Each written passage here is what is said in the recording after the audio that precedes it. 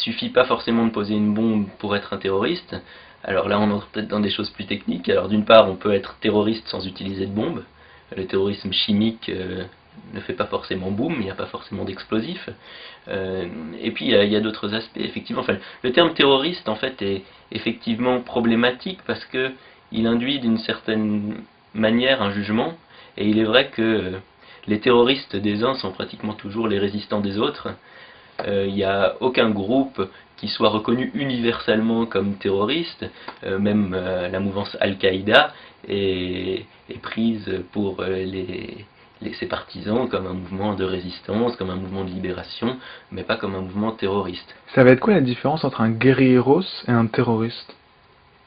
Alors, du point de vue de la tactique, je dirais, et de la stratégie, il n'y aura pas forcément de grande différence. C'est-à-dire que le point commun entre les deux, c'est qu'ils vont se rendre compte que face à une armée classique, très puissante, comme c'est le cas par exemple de l'armée américaine aujourd'hui, ou des autres armées occidentales, entre guillemets, l'affrontement militaire classique est vain. Quand on est un petit groupe de combattants irréguliers, ou de combattants asymétriques comme on peut les appeler, chercher l'affrontement militaire face à des B-52 ou des F-16, c'est presque perdu d'avance. Donc ces acteurs-là vont devoir opter pour des tactiques différentes, des tactiques de contournement.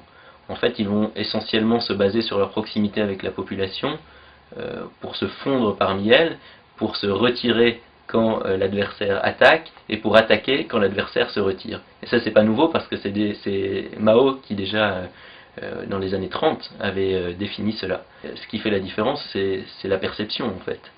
Guerriero a une connotation bien plus positive que terroriste, et